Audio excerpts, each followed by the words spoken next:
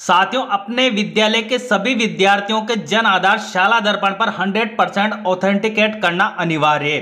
परंतु किसी कारणवश कुछ विद्यार्थियों के जन आधार आप ऑथेंटिकेट नहीं कर पाए हैं, तो उसका कारण आपको शाला दर्पण पोर्टल पर बताना होगा। इसीलिए मैं रामनिवास मेहरा आपके लिए लेकर आया हूं यह वीडियो।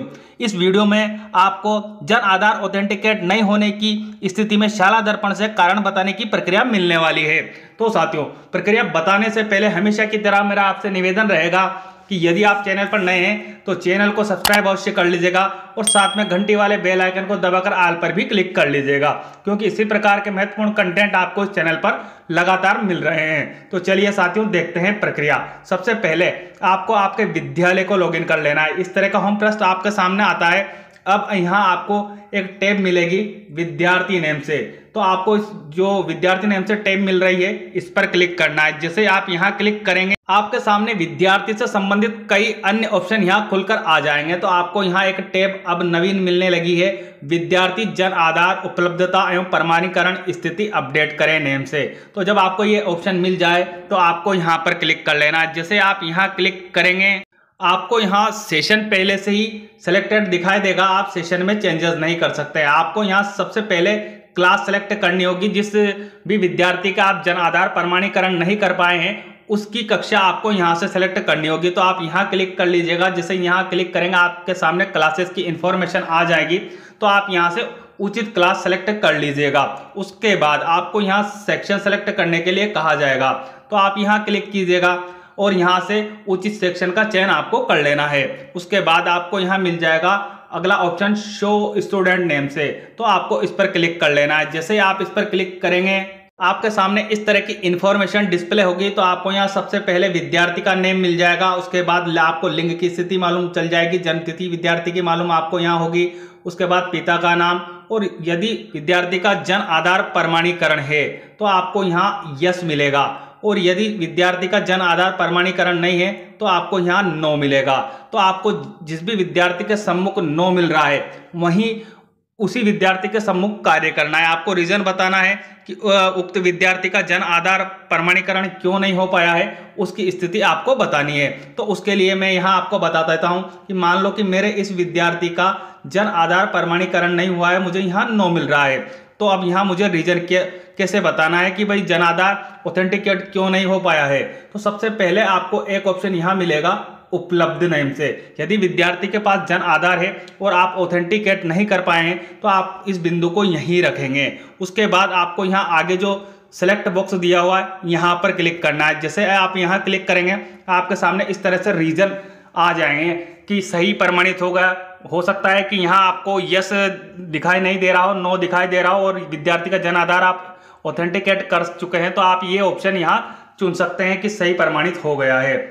परंतु यदि विद्यार्थी का जन आधार प्रमाणीकरण नहीं हुआ तो यहाँ दूसरा कारण यहाँ दिया हुआ है, ई मित्र द्वारा जन आधार में नाम एवं बैंक विवरण ऐड करवा दिया गया है, अभी तक अपडेट नहीं हुआ। ऐसी स्थिति में विद्यार्थी का जन आधार ऑथेंटिकेट नहीं हुआ। ये रीजन भी आप यहाँ से बता सकते हैं।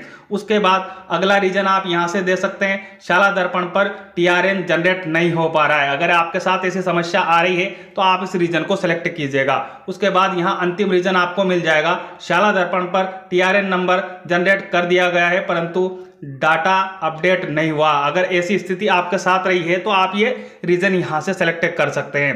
परंतु यहाँ एक दूसरा ऑप्शन और दिया गया है, मान लो कि ये चीज़ें आपके रीजन में नहीं आती है तो यहाँ दूसरी चीज़ आपको देखनी है कि यदि विद्यार्थी के पास जन आधार अनुपलब्ध है, विद्यार्थी के पास मान लो जन आधार है ही नहीं, ऐसी स्थिति में आप यहाँ क्लिक करेंगे। जैसे आप यहाँ क्लिक करेंगे, ये बिंदु आपके सामने यहाँ सेलेक्ट बॉक्स पर दिखाई देने लगेगा। अब आपको फिर यहाँ रीजन सेलेक्ट करने के लिए कहा जाएगा कि भाई आपके विद्यार्थी के पास जन आधार नहीं है तो आपको यहाँ रीजन क्या देना है शाला दर्पण को, तो आपको यहाँ क्लिक कर लेना है। जैसे आप यहाँ क्लिक करेंगे, आपके सामने यहाँ रीजन की इंफॉर्मेशन खुलकर आएगी।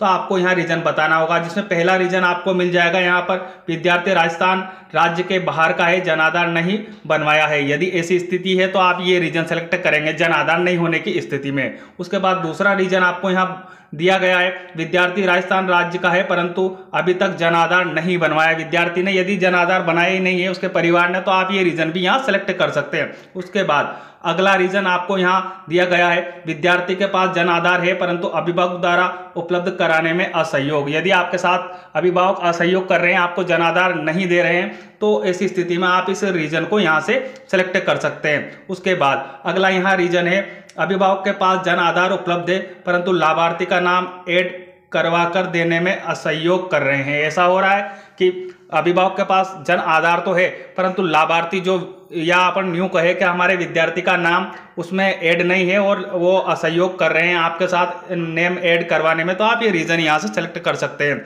उसके बाद अंतिम जो यहाँ दिया हुआ है, विद्यार्थी अनाथ है इसलिए जन आधार नहीं बनवाया जा सका।